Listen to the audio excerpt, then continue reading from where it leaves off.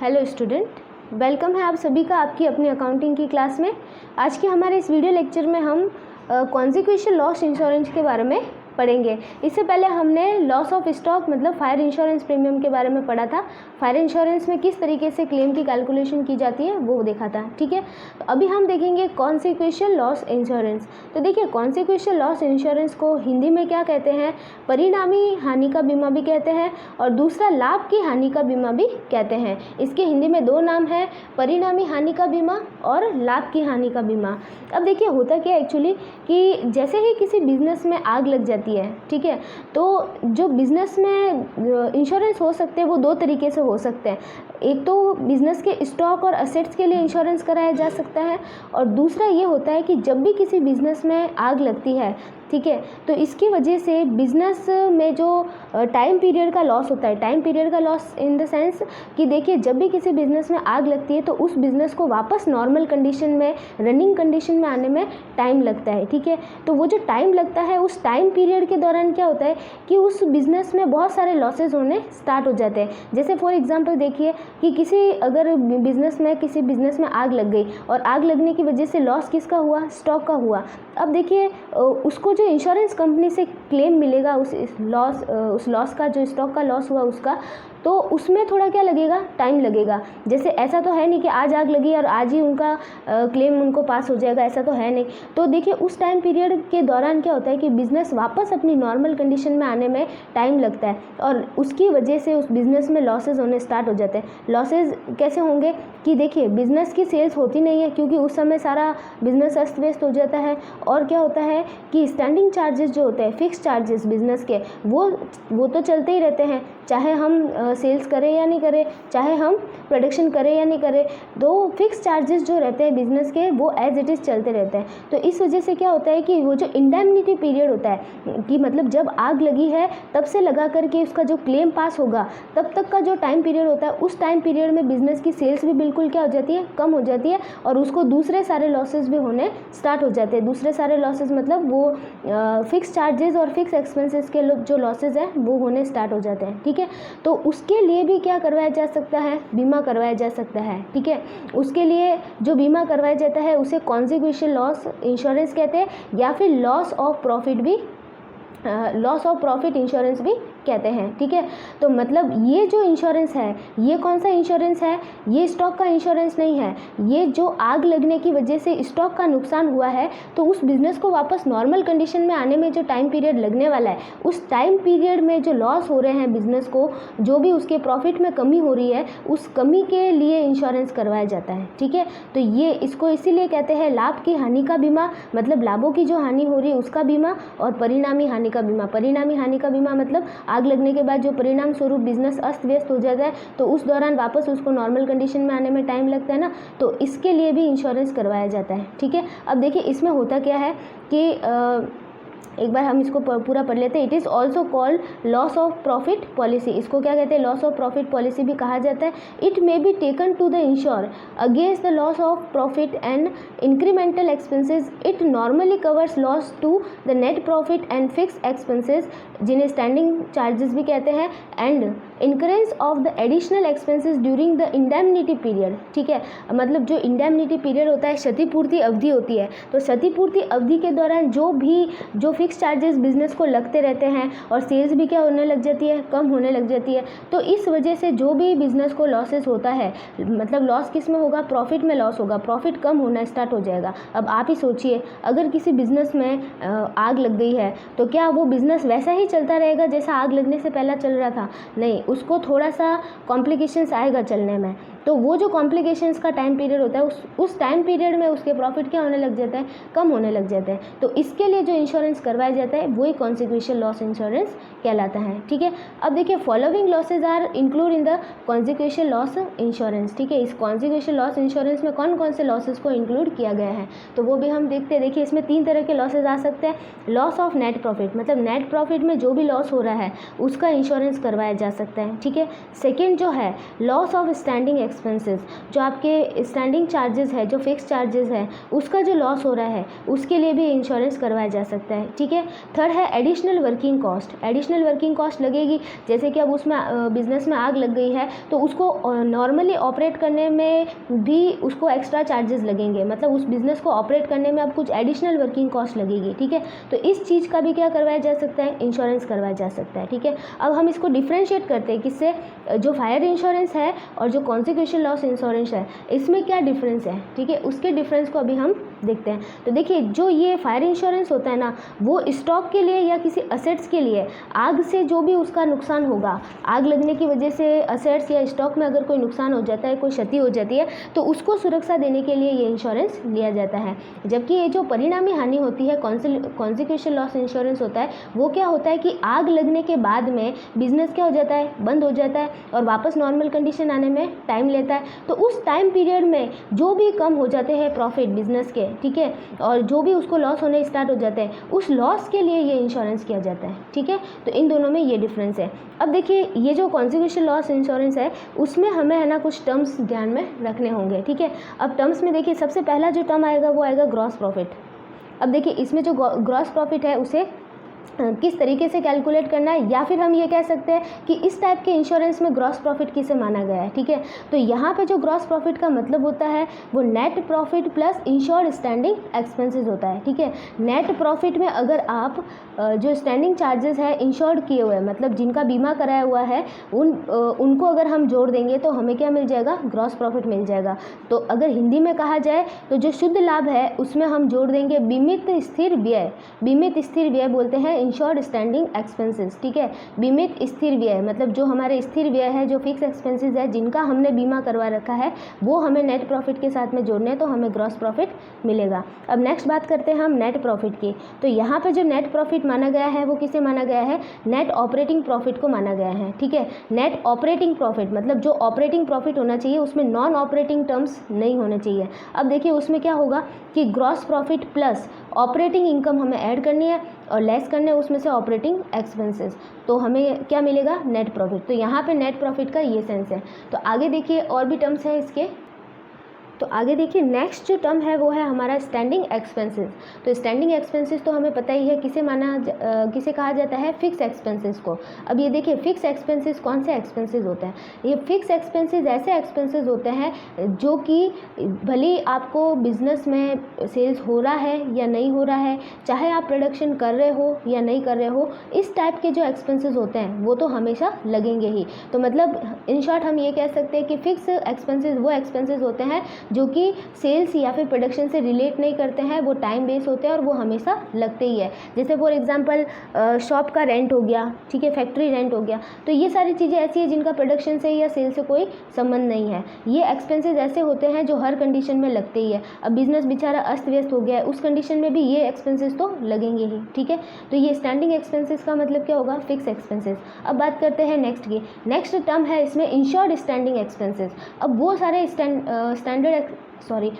Insured standing expenses में वो सारे फिक्स एक्सपेंसेस आएंगे या वो स्टैंडिंग एक्सपेंसेस आएंगे जिनका क्या करवा रखा है, हमने इंश्योरेंस करवा रखा है। ठीक है।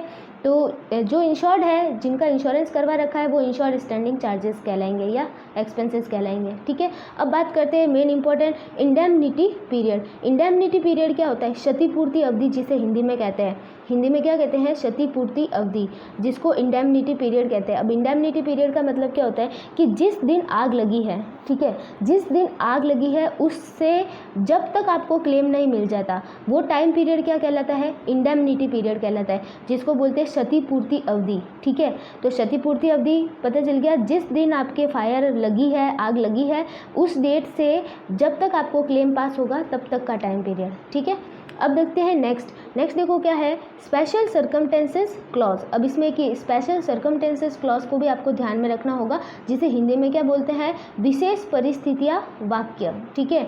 स्पेशल सर्कमटेंसेस क्लॉज, विशेष परिस्थितियाँ वाक्य। अब देखिए विशेष परिस्थितियाँ वाक्य क्या होता है कि कई बार आपको क्या होता है ना कि उस पॉलिसी में कुछ विशेष परिस्थितियाँ वाक्य स्पेशल सर्कमटेंसेस क्लॉज डाल दिया जाता है, जिसका मतलब ये होता है कि आपका जो सेल्स है या फिर आपका जो ग्रॉस प्रॉफिट है उसमें किसी भी सर्कमटेंस की वजह से, किसी भी स्पेशल सर्कमटेंस की वजह से अगर कोई चेंजेस होता है, changes in the sense ups या डाउन या इंक्रीज या डिक्रीज जो भी होता है, उसको आपको प्रॉफिट की कैलकुलेशन के लिए क्या लेना होगा, कंसिडरेशन में लेना होगा। ठीक है, एक बार देखिए मैं इसको ध्यान से आपको पढ़ के बताती हूँ। If in the current year there is an increase or decrease in the sales or gross profit due to any special circumstances, then the fact will be taken into consideration well estimated the profit or loss in the current year। ठीक है, तो यही बात बताई गई है कि जब आपके पास स्पेशल सर्कमटेंसेस क्लॉज हो तो आपको क्या करना है कि आपकी सेल्स में या ग्रॉस प्रॉफिट में जो भी इंक्रीज या डिक्रीज हो रहा है उसको आपको ना क्या लेना है, कंसिडरेशन में लेना है for the calculation of profit और loss of the current year. ठीक है, जब भी आप करंट ईयर का प्रॉफिट और लॉस कैलकुलेट करेंगे, लॉस ऑफ प्रॉफिट जब आप कैलकुलेट करेंगे तो उस समय आपको इसको कंसिडरेशन में लेना है। ठीक है, तो ये है आपका विशेष परिस्थितियाँ वाक्य, जिसमें हिंदी में अगर कहे तो बिक्री या सकल लाभ में किसी भी प्रकार का कमी या वृद्धि होने पर उसे लाभों की गणना करते समय ध्यान में रखा जाएगा। ठीक है, ये बात स्पेशल सर्कमटेंसेस क्लॉज में कही गई है। अब हम मेन बात करते हैं जो हमें करना है, मतलब इसमें जो हमें मेन कैलकुलेशन करनी है, मेन जो काम करना है वो क्या करना है, determination of the amount of claim. आपको अमाउंट ऑफ क्लेम निकालनी है कि आपको कितना क्लेम पास किया जाएगा। ठीक है, तो देखिए इसके लिए क्या है, there are 5 steps for the calculation of amount of claim. यहाँ पे क्लेम की कैलकुलेशन के लिए हमारे पास 5 स्टेप है, तो एक एक करके हमें उस स्टेप को क्या करना है, फॉलो करना है। ठीक है, तो देखिए स्टेप नंबर फर्स्ट क्या कहता है, step number first calculation of short cell. अब आपको ना इन स्टेप को बहुत ध्यान से देखना है क्योंकि यही स्टेप जो है हमारी पूरी कैलकुलेशन को सपोर्ट करेंगे। ठीक है, तो देखिए स्टेप नंबर फर्स्ट, सबसे पहला काम आपको करना है calculation of short cell. Short cell मतलब आपकी जो सेल्स में कितनी कमी हुई है आग लगने की वजह से, वो आपको पहले कैलकुलेट करनी है। ठीक है, और ये कैलकुलेट कैसे होगी, बाकी सारी इन्फॉर्मेशन आपको क्वेश्चन प्रोवाइड करवा देगा, आपको सिर्फ इसका तरीका ध्यान रखना है। ठीक है, इन्फॉर्मेशन सारी आपको क्वेश्चन में प्रोवाइड रहेगी। अब देखिए आपको ये शॉर्ट सेल कैसे निकालनी है, previous year cell during the indemnity period. Previous year की सेल, प्रीवियस ईयर का मतलब क्या है कि जिस साल आपके आग लगी है उससे पहले वाले साल की सेल्स आपको यहाँ पे लेनी है। ठीक है, previous year sales during the indemnity period. जो इंडेमनिटी पीरियड है, क्षतिपूर्ति अवधि है, जिसको हिंदी में क्या कहेंगे हम, क्षतिपूर्ति अवधि। तो पिछले साल, अभी इस साल जैसे फॉर एग्जांपल अगर हम मान लें कि हमारी जो आग लगी है वो कब लगी है, वो मान लेते हैं हम 1 मार्च को लगी है। ठीक है, 1 मार्च को हमारे आग लगी है और हमें जो क्लेम पास होता है वो कब तक होता है, या हमारा इंडेमनिटी जो पीरियड है वो 4 मंथ का है। ठीक है, मान के चलते हैं। तो देखिए मार्च, अप्रैल, मई और जून, तो ये जो 4 महीने होंगे वो हमारे क्या कहलाएंगे, इंडेमनिटी पीरियड कहलाएंगे। ठीक है, अब देखिए उसी इंडेमनिटी पीरियड में, जो इस साल का इंडेमनिटी पीरियड है, उस इंडेमनिटी पीरियड में पिछले साल की सेल्स लेनी है। जैसे अभी हमारा जैसे कौन सा ईयर चल रहा है, 21 ईयर चल रहा है, तो 1 मार्च 2021 टू 30 जून 2021 जो है ना, उससे जस्ट बिफोर वाला साल जो था वो क्या था, 1 मार्च 2020 से 30 जून 2020 तक का आपको सेल्स लेना है। ठीक है, जो इंडेमनिटी पीरियड है उससे उसी पीरियड का प्रीवियस ईयर का सेल्स लेना है, ले लिया फिर हमने यहाँ पे, और उसमें जो भी इंक्रीमेंट या डिक्रीमेंट होता है, इंक्रीज और डिक्रीज, उसको आपको एडजस्ट करना है। ये स्पेशल सर्कमटेंसेस क्लॉज में कहा गया है यही बात कि आपके जो भी सेल्स है या फिर जो प्रॉफिट है उसमें कोई भी अगर कमी या वृद्धि होती है, कोई भी इंक्रीज या डिक्रीज होता है, तो उसको आपको क्या लेना है, कंसिडरेशन में लेना है। तो बस हम वही चीज़ यहाँ पे कंसिडरेशन में ले रहे हैं। ठीक है, तो देखिए कोई इंक्रीज होता है तो ऐड करोगे, डिक्रीज होता है तो क्या करोगे, लेस करोगे। वो क्वेश्चन आपको प्रोवाइड कराएगा कि ट्रेंड क्या है, 20% फॉर एग्जांपल 20% इंक्रीज होने का ट्रेंड है या 20% डिक्रीज होने का ट्रेंड है, वो क्वेश्चन आपको प्रोवाइड करवाएगा। इसके बाद में देखिए इसको जब हम ऐड या लेस कर देंगे तो हमारे पास फाइनली क्या आएगी, एडजस्टेड स्टैंडर्ड सेल्स। ठीक है, क्या आएगी, एडजस्टेड स्टैंडर्ड सेल्स आएगी। अब ये एडजस्टेड स्टैंडर्ड सेल्स में से अगर हम actual sales during the indemnity period, जो हमारा इस साल का इंडेमनिटी पीरियड है, उसकी जो एक्चुअल सेल्स हैं वो हम इसमें से माइनस करेंगे तो हमारे पास क्या आ जाएगी, अमाउंट ऑफ शॉर्ट सेल। ठीक है, कि हमारी सेल्स में कितनी शॉर्टेज हुई है या कितनी कमी हुई है, वो ये इस तरीके से आएगी। तो ये आपको फॉर्मेट पूरा अच्छे से ध्यान में रखना है कि हमारे जो इंडेमनिटी पीरियड है उसकी प्रीवियस ईयर की सेल्स लोगे, उसमें जो भी ऐड या इंक्रीज या डिक्रीज हो रहा है उसको ऐड लेस करोगे, इसमें से फिर आप क्या करोगे, इस साल इंडेमनिटी पीरियड में जो एक्चुअल सेल्स है वो माइनस करोगे, तो आपको क्या मिलेगा, अमाउंट ऑफ शॉर्ट सेल मिलेगा। ठीक है, ये था आपका क्या, स्टेप नंबर फर्स्ट। अब हम बात करते हैं स्टेप नंबर सेकेंड की। देखिए स्टेप नंबर सेकेंड क्या है, स्टेप नंबर सेकेंड है calculation of rate of gross profit. ठीक है, अब आपको क्या करना है, ग्रॉस प्रॉफिट की रेट पता करनी है। तो ग्रॉस प्रॉफिट की रेट पता करने से पहले हमें ग्रॉस प्रॉफिट पता करना होगा। तो देखिए ग्रॉस प्रॉफिट का अभी मैंने आपको टर्म्स के अंदर फॉर्मूला बताया था, net profit plus ensure standing charges. आपका जो नेट प्रॉफिट है उसमें अगर आप इंश्योर स्टैंडिंग चार्जेस को ऐड कर दोगे तो आपको क्या मिलेगा, ग्रॉस प्रॉफिट मिलेगा। ठीक है, अब ग्रॉस प्रॉफिट आपको मिल गया है तो आपको इसकी रेट निकालनी होगी। ठीक है, रेट ऑफ ग्रॉस प्रॉफिट निकालनी होगी, किस पे निकालनी होगी, ऑन सेल्स निकालनी होगी। ठीक है, सेल्स के ऊपर निकाली जाती है, बिक्री पर। हमेशा सकल लाभ की जो दर है वो किस पे निकाली जाती है, बिक्री पे निकाली जाती है। ठीक है, तो रेट ऑफ ग्रॉस प्रॉफिट निकालेंगे हम ऑन सेल्स, तो उसके लिए हम क्या करेंगे, ग्रॉस प्रॉफिट ऊपर लिखेंगे, अपॉन में हम लिखेंगे प्रीवियस ईयर सेल्स, इनटू हम क्या करेंगे 100, मतलब नॉर्मली परसेंटेज निकालने का फॉर्मूला है। ठीक है, लेकिन यहाँ पे आपको जो सेल्स लेनी है वो क्या लेनी है,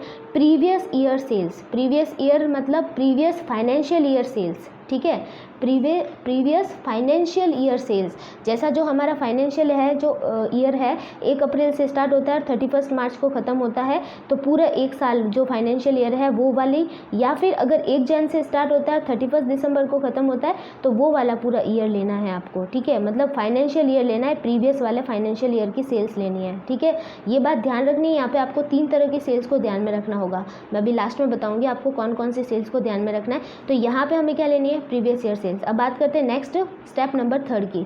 तो देखिए स्टेप नंबर 3 क्या बोल रहा है, calculation of loss of profit. ठीक है, अब आपको क्या करना है कि आपका प्रॉफिट का कितना लॉस हुआ है वो आपको कैलकुलेट करना है। ठीक है, स्टेप नंबर 3।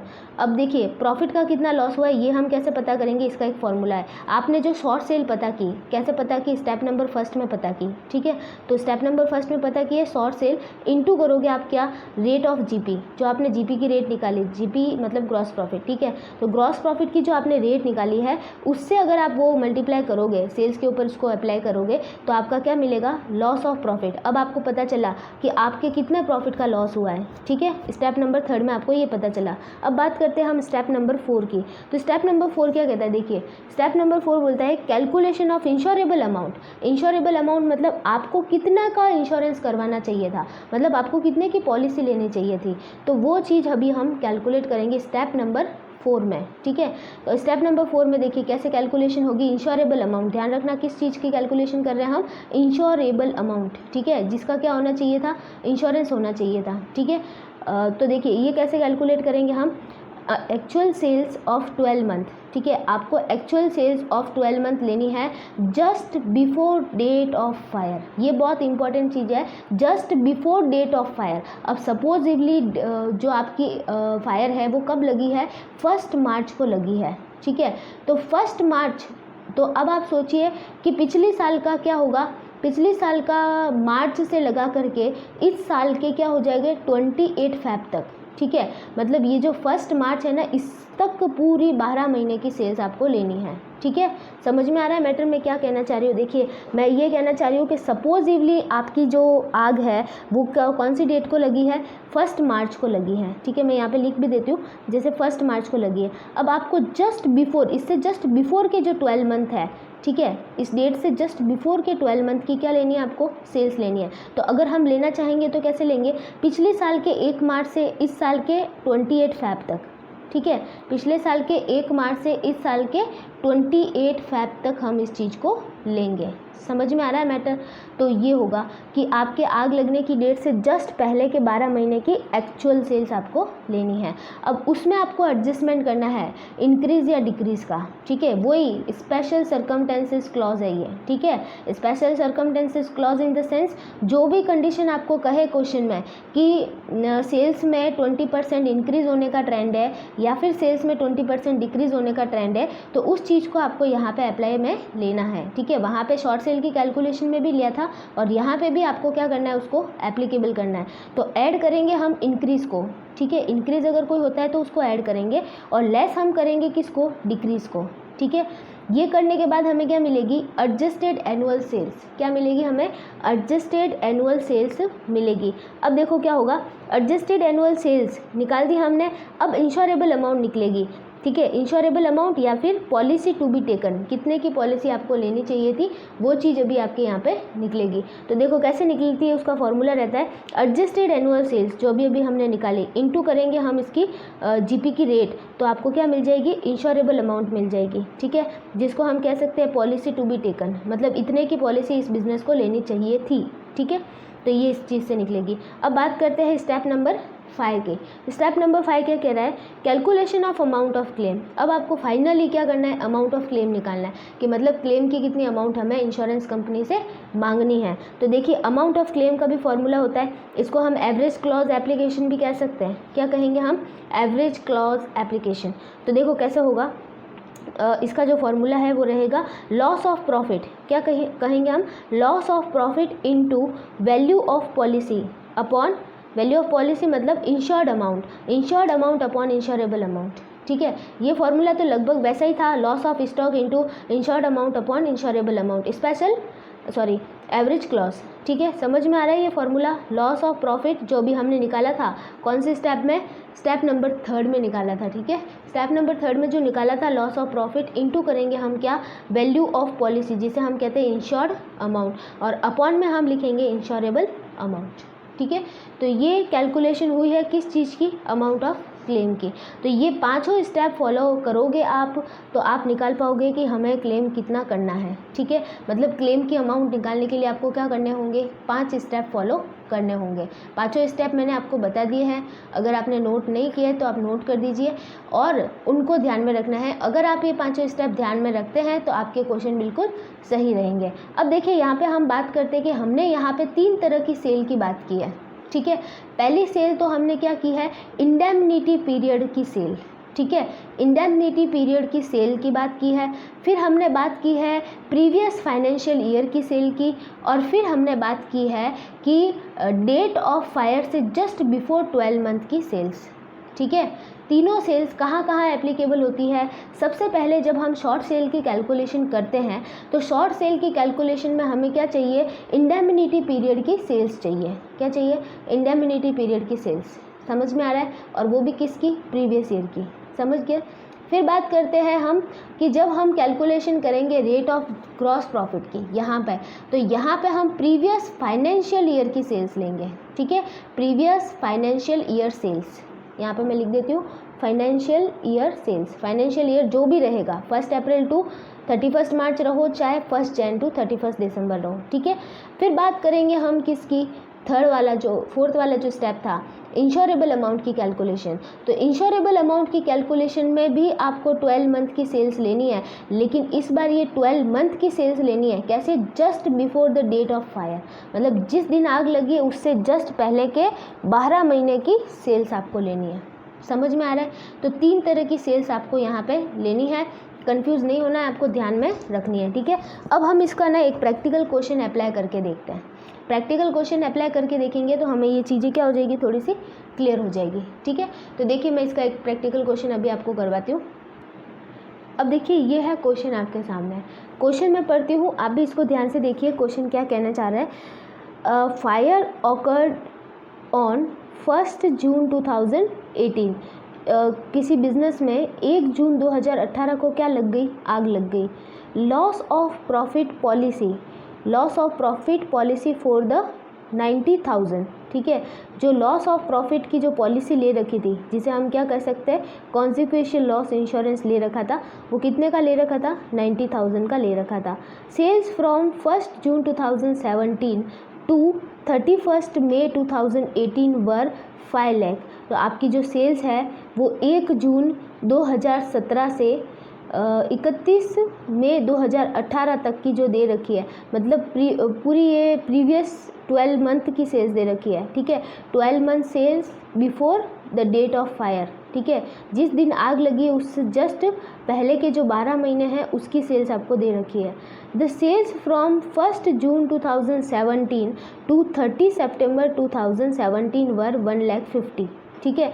अब देखो हमारे आग कब लगी थी, 1 जून 2018 को लगी थी, ठीक है। और यहाँ पे आपको सेल दे रखी है 1 जून 2017 टू 30 सितंबर 2017, ठीक है। 1 जून से 30 सितंबर की दे रखी है आपको सेल्स, कितनी, 1,50,000 during the indemnity period which lasted 4 month, ठीक है। जो कि कितना है, इंडेमनिटी पीरियड कितना है, 4 मंथ। तो ये जो जून है, जून से लगा करके सितंबर, ये जो 4 महीने हैं, ये क्या है, इंडेमनिटी पीरियड की सेल्स दे रखी है आपको। और कौन से ईयर की दे रखी है, 2017 की, देखिए 2017 की, ठीक है। इंडेमनिटी पीरियड की सेल्स दे रखी है, बट किसकी, 2017 की। और फिर मैंने ये लाइन पढ़ ली है, during the indemnity period which lasted 4 month and sales amounted to only 20,000। और इस साल का इंडेमनिटी पीरियड जो है, उस इंडेमनिटी पीरियड में एक्चुअल सेल्स कितना रहा है, 20,000। और प्रीवियस ईयर में इंडेमनिटी पीरियड में सेल्स कितना रहा है, 1,50,000, ठीक है। ये दोनों सेल्स हमें ध्यान में रखनी है और ये वाली सेल्स भी ध्यान में रखनी है। फिर देखो net profit for the 2017 was 35,000 और 2017 का जो नेट प्रॉफिट था वो कितना था, 35,000 था। आफ्टर चार्जिंग फिक्स एक्सपेंसेस, और वो भी आफ्टर चार्जिंग फिक्स एक्सपेंसेस, मतलब फिक्स एक्सपेंसेस को चार्ज करने के बाद, अमाउंटिंग टू 42,000, ठीक है। जो कि फिक्स एक्सपेंसेस कितने थे आपके, 42,000 के फिक्स एक्सपेंसेस थे, उसको चार्ज करने के बाद आपका जो नेट प्रॉफिट है वो कितना था, 35,000 था, ठीक है। Expenses to the extend of 2,000 were not insured, और इस एक्सपेंसेस में से 2,000 रुपये के जो एक्सपेंसेस है वो इंश्योर्ड नहीं थे, ठीक है। Sales for the year 2017 amounted to 3,75,000, और आपका जो पिछला फाइनेंशियल ईयर है, पिछला financial year, previous financial year 2017 की जो सेल्स है वो आपको दे रखी है 3,75,000, ठीक है। Comparing the sales of the first 4 months in 2018 with those of the 2017, it found that the sales were 20% higher in the 2018, ठीक है।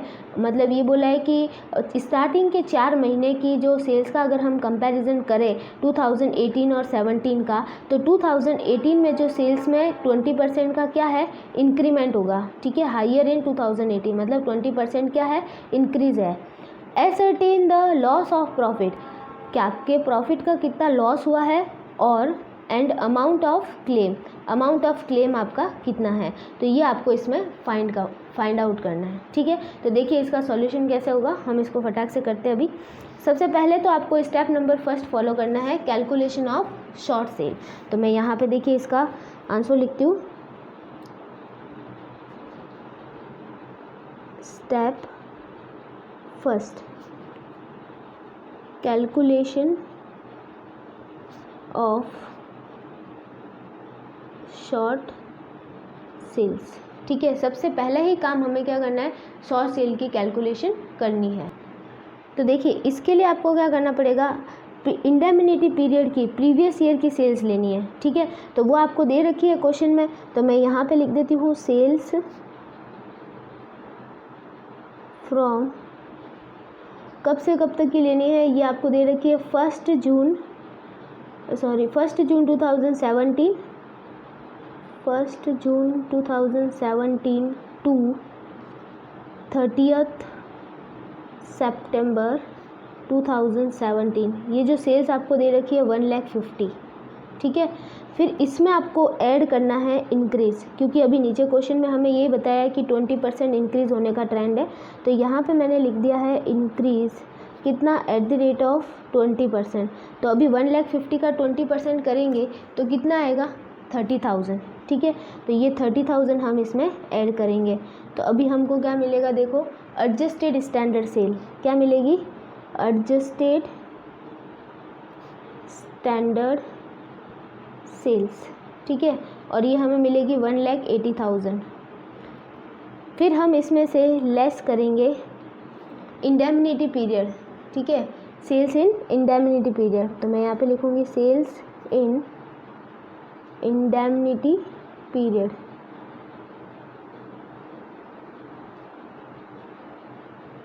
अब देखिए इंडेमनिटी पीरियड जो इस साल का है हमारे, उसकी जो सेल्स हमें दे रखी है वो सिर्फ कितनी दे रखी है, 20,000, ठीक है। तो हमारी शॉर्ट सेल कितनी हो जाएगी, 1,60,000। तो मैं यहाँ पे लिखूँगी अमाउंट ऑफ शॉर्ट सेल्स, और कितनी हो जाएगी, 1,60,000, ठीक है। तो ये शॉर्ट सेल की कैलकुलेशन अभी हमने की है। अब हम बात करते हैं स्टेप नंबर सेकेंड की। स्टेप नंबर सेकेंड में हमें क्या करना है, ग्रॉस प्रॉफिट की रेट पता करनी है, ठीक है। तो यहाँ पे मैं लिखती हूँ calculation of rate of gross profit, ठीक है। ग्रॉस प्रॉफिट की रेट पता करनी है। तो देखिए ग्रॉस प्रॉफिट की रेट पता करने के लिए पहले आपको ग्रॉस प्रॉफिट पता करना होगा। तो मैं यहाँ पे लिखती हूँ gross profit is equal to क्या हो जाएगा, नेट प्रॉफिट, इसका फॉर्मूला मैंने बताया था आपको, net profit plus insured standing charges, ठीक है। Net profit plus insured standing charges. तो देखिए अब हमारा जो नेट प्रॉफिट है वो कितना है, क्वेश्चन में अकॉर्डिंग टू क्वेश्चन है हमारा 35,000। तो हमने लिख दिया 35,000 प्लस इंश्योर्ड स्टैंडिंग चार्जेस। तो आपके स्टैंडिंग चार्जेस कितने दे रखे हैं क्वेश्चन में, 42,000 दे रखे हैं, जिसमें से 2,000 के जो एक्सपेंसेस है वो इंश्योर्ड नहीं है। तो मतलब आपके इंश्योर्ड कितने हुए, 40,000 के, ठीक है। तो आपके ये कितना हो जाएगा, जीपी ग्रॉस प्रॉफिट कितना हो जाएगा, ये हो जाएगा हमारे पास 75,000, ठीक है। तो ये 75,000 आपके ग्रॉस प्रॉफिट हो गया। अब हम बात करते हैं रेट ऑफ जीपी की। जीपी की रेट निकालनी है आपको, ठीक है। तो ऊपर तो आप लिखोगे जीपी, अपॉन में आप क्या लिखोगे, previous financial year sales, into लिखोगे 100, ठीक है। प्रीवियस फाइनेंशियल ईयर की सेल्स जो है वो हमें क्वेश्चन में दे रखी है, और वो कितनी है, 3,75,000 लिखा हुआ है कि 2017 की जो सेल्स है वो कितनी है, 3,75,000 है, ठीक है। और जीपी अभी हमने निकाला और इंटू 100 करके हम इसे निकालेंगे। तो देखिए अभी हम करते हैं आगे इसको। तो देखिए हमारा जो जीपी था वो कितना था, 75,000 था। तो यहाँ पर मैंने लिख दिया 75,000, और हमारी जो प्रीवियस फाइनेंशियल ईयर की सेल्स है वो कितनी है, 3,75,000, ठीक है। और इंटू करेंगे हम 100, तो हमें मिल जाएगी जीपी की रेट जो कि कितनी बता रहे हैं, 20%, ठीक है। तो 20% आएगी इसके अंदर, इसको जब आप सॉल्व करोगे तो ये लिख दिया मैंने। अब बात करते हैं हम नेक्स्ट स्टेप की। नेक्स्ट स्टेप रहता है आपकी कैलकुलेशन ऑफ स्टेप नंबर 3। ये होगा आपके calculation of loss of stock, ठीक है। ये आपके स्टेप 3 है। अब लॉस ऑफ स्टॉक की कैलकुलेशन करनी है, तो आपने जो इसका भी फॉर्मूला है, ठीक है, कि लॉस ऑफ स्टॉक कितना हुआ है, लॉस ऑफ स्टॉक नहीं, लॉस ऑफ प्रॉफिट है यहाँ पे, सॉरी प्रॉफिट का लॉस है ना, तो प्रॉफिट, ठीक है। तो लॉस ऑफ प्रॉफिट कितना हुआ है वो भी हम देखते हैं। Loss of profit is equal to हम लिखेंगे amount of short sale, amount of short sales into हम करेंगे जीपी रेट, ठीक है। अब देखिए अमाउंट ऑफ शॉर्ट सेल कितनी थी हमारे पास में, 1,60,000, और जीपी रेट कितनी है, 20%। तो ये कितना आ जाएगा हमारे पास में, ये आ जाएगा 32,000। तो 32,000 का आपको प्रॉफिट का क्या हुआ है, लॉस हुआ है, ठीक है। फिर हम बात करते हैं स्टेप नंबर 4 की। स्टेप 4 स्टेप 4 देखिए क्या कहता है, कैलकुलेशन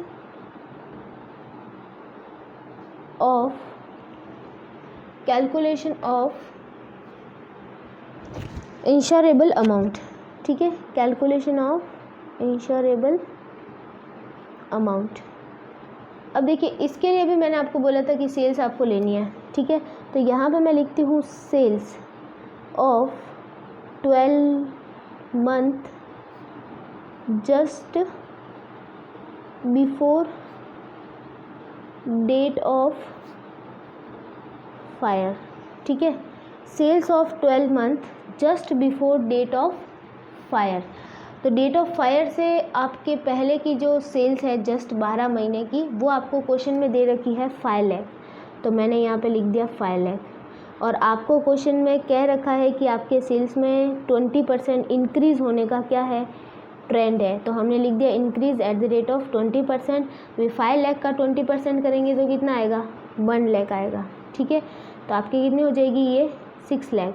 इस 6 लाख को हम क्या कहेंगे, एडजस्टेड एनुअल सेल्स। क्या कहेंगे हम, एडजस्टेड एनुअल सेल्स। ठीक है, ये हमने निकाल दी। अब आपको करना क्या है, अब आपको इस पे जीपी रेट एप्लीकेबल करके आपको इंश्योरेबल अमाउंट या फिर हम कह सकते हैं पॉलिसी टू बी टेकन वाली अमाउंट कैलकुलेट करनी है। ठीक है, तो मैं यहाँ पे लिख देती हूँ इंश्योरेबल अमाउंट। इंश्योरेबल अमाउंट ज़्यादा वर्ड अच्छा लगता है, तो इंश्योरेबल अमाउंट। ठीक है, और इसके लिए हम क्या लिखेंगे, adjusted annual sales into GP rate. ठीक है, तो एडजस्टेड एनुअल सेल्स कितनी, 6 लाख। जीपी रेट कितनी है आपकी, 20%। ठीक है, तो ये कितना आ जाएगा आपके, ये आ जाएगा 1,20,000। ठीक है, तो 1,20,000 आपका क्या है, इंश्योरेबल अमाउंट है। मतलब इतने का आपको इंश्योरेंस करवाना चाहिए था। अब हम बात करते हैं फाइनल स्टेप की, स्टेप नंबर 5। स्टेप नंबर 5 में हम कैलकुलेशन करेंगे किसकी, अमाउंट ऑफ क्लेम की। Calculation of amount of claim. ठीक है, अब देखिए अमाउंट ऑफ क्लेम का इसमें फॉर्मूला है जो कि हम यहाँ पे एप्लीकेबल कर देंगे। Amount of claim is equal to, ठीक है, amount of claim is equal to loss of profit into insured amount. क्या लिखेंगे, insured amount upon insurable amount, insurable amount. ठीक है, ये हमने लिख दिया फॉर्मूला इसका जो मैंने अभी आपको बताया था। अब देखिए लॉस ऑफ प्रॉफिट कितना हुआ आपको, लॉस ऑफ प्रॉफिट हुआ हमें 32,000 का। ठीक है, इंश्योर्ड अमाउंट कितनी है, वो क्वेश्चन में हमें दे रखी है 90,000 की। जो पॉलिसी ले रखी है ना वो 90,000 की ले रखी है, जबकि आपकी इंश्योरेबल अमाउंट कितनी होनी चाहिए, 1,20,000 होनी चाहिए। ठीक है, तो ये हमने यहाँ पे कर दिया। अब देखिए जब हम इसको सॉल्व करेंगे तो हमारे पास क्या आ जाएगी, अमाउंट ऑफ क्लेम आ जाएगी, जो कि कितनी आएगी, 24,000 आएगी। ठीक है, जो कि 24,000 रुपीज़ आएगी। तो ये आपके है अमाउंट ऑफ क्लेम। इस तरीके से 5 स्टेप फॉलो करके हम इस कॉन्जिक्वेशियल लॉस इंश्योरेंस के अंदर क्या कर सकते हैं, क्लेम की अमाउंट कैलकुलेट कर सकते हैं। ठीक है, होप कि आप लोगों को समझ में आया होगा कॉन्जिक्वेशियल लॉस। तो आपको ये जो 5 स्टेप है उसको ध्यान में रखना है, तो ये काफ़ी इजी हो जाता है। ठीक है, और 3 तरह की जो सेल्स हमें यहाँ पे लेनी है उसे भी ध्यान में रखना है। ठीक है, बाकी के जो टॉपिक है वो हम नेक्स्ट लेक्चर के अंदर कवर करेंगे। Thank you so much.